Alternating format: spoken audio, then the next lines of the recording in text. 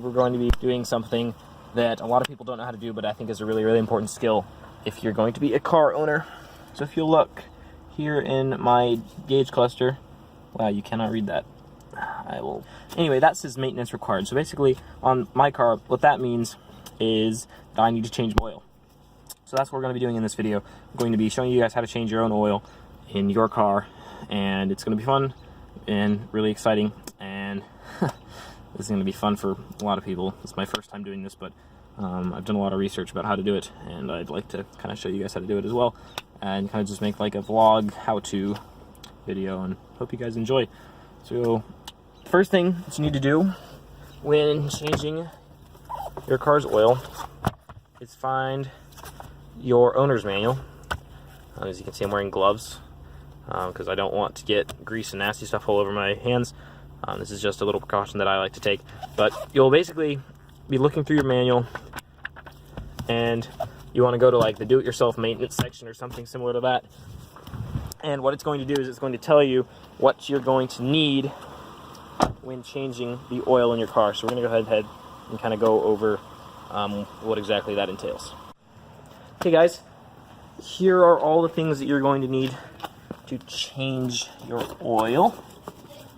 You don't need any of this. You'll need assortment, well, maybe not an assortment, but you will need at least one socket wrench, socket. Here we have some wood blocks we're going to put behind the wheels while we work on it, and you'll need an oil filter. Typically, what you're going to do is you're going to go to the store, and there will either be a book full of car models that will tell you what kind of filter your car needs, or you'll be able to ask the employees to help you out, and they'll look up what you need. You're going to need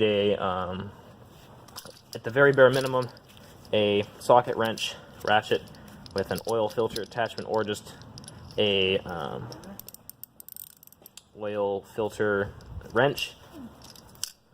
This is a torque wrench with a longer thing, just in case we need to get farther in to get the filter off. And then here we have a oil catch can. And what that's going to do is that's going to catch the oil as we empty out the engine. And so you guys can see, we parked the car on the curb. This is a really, really cool alternative to buying a jack and jack stands if you don't have them, because the jack that just comes for changing the tires really is not the most ideal solution. And so what this does is it gives you more space under your car. And so I'm going to be able to get under there a lot more easily and put the oil catch can in position and get everything ready for emptying the oil and showing you guys how to do this. I'm just going to go ahead and set everything up, and then I'm going to show you what we're going to do. Alright guys, so here we have the engine bay. You guys have seen this before if you watched how we replaced the engine, not the engine, the radio video. I promise you I don't think engines and radios are the same thing. This is the engine oil cap. This we're going to be adding oil. It's the oil dipstick that's going to be important later on, because we're going to need that to check the oil levels when we are putting the new oil in. And then if you're going to look down in here, that way down in there, guys, I don't know if you can, how well you can see it. It's behind the tube. We've got our oil filter right down in here. That's what I just touched. So we're going to be taking that out. First, we're going to get under the car and undo the thing that's holding the oil pan closed. I'm going to go ahead and get going with that, and I'm going to show you guys how to do it. Guys, so I'm going to go ahead and show you guys the best way to get it. Get like a ratty jacket or something that you don't mind touching the asphalt. Lean down, kind of go under your car like this. Go around. That I have the wrench on right now, that's the oil pan. And I'm just going to, that's tightening. I'm going to loosen it. No, actually that was loosening. No, that is righty-tighty. Hold on. I can use a ratchet, ladies and gentlemen. Okay.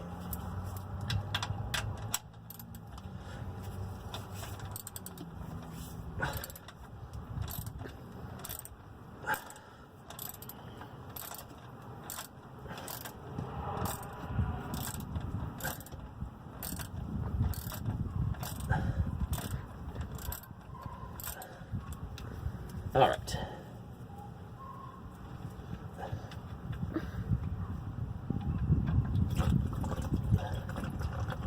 Voila. That's lovely. As you guys can see, the engine is now draining itself into the oil pan. Lovely sight. And this is why we wear gloves. Well, you can hear me, but we got the oil filter a little loosened up. Now we're gonna start taking it off. As I feel it start to approach its loosening point, right now it's really loose, I'm gonna move my oil drip catcher underneath, and then, oh dear, I'm gonna try and line it up. I'll do it from the bottom, I guess.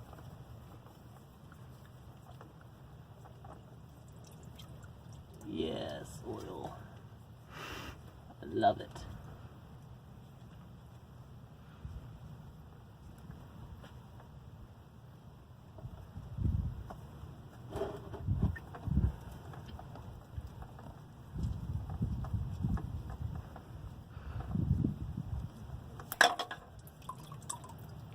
Okay, we're gonna let that sit there for a bit.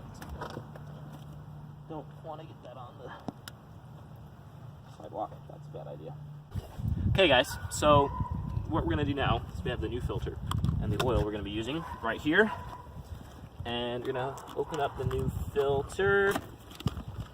This is a lot just like the one that I just took off, which is a good thing. It should be that way. I'd be concerned if it wasn't. And what you're going to do, this black around the edge of the filter needs to be sealed. And so you're going to get some of the oil out of the new jar of oil with your finger, and we're going to go around like that. That way we're going to get a nice, good, strong, solid seal when we get it back up in the car.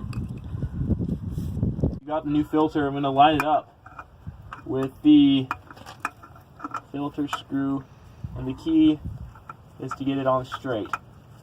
So it should support itself as you're screwing it back on, and it should go on easily. And so get as tight as you can, and you want to make that's going to make sure that it's nice and solid up in there. I think that's as tight as I can get it, but my gloves are a little greasy. Wipe it off. Wipe off the filter and tighten it a little bit more. But that's as tight as I can get it, actually. So I think that should be good. We'll double check it, but that will suffice, I think. We've got the oil. You got a cleaned out funnel that we have, and we've taken off oil filler cap. And what we're gonna do now is, I'm sorry the lighting's getting so bad. I had to save this for the very end of the day because I've been very busy. But we're going to be very, very slowly putting the oil in. Yeah. Thank you. That was a clumsy mistake. And we're gonna be putting in 3 quarts and then measuring it with the dipstick and seeing if we need any more. So you gotta be careful and not do what I just did, which was pour too fast. It's nice and steady. And again, I apologize, it's getting dark. That leaves us at 2.5. So we've put in, so far, 2.5. It's a 5-quart bottle. So do another 1/2 quart. Check it on the dipstick. No, I just can't measure, never mind. A little more than that. That's about 3. Yep.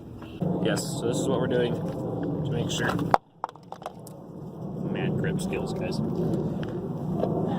as I was saying, that's just what we were doing to make sure that it doesn't drip all over the place. As soon as I took the funnel out, put the rag under it. Like so. I can actually line it up, that is.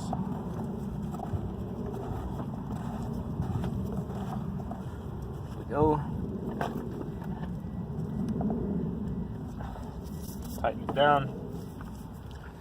Pull that. And then we're going to get the oil dipstick. Pull it out, and on the first pull, you always want to have a rag on hand. Clean it off, don't even like look at what it says.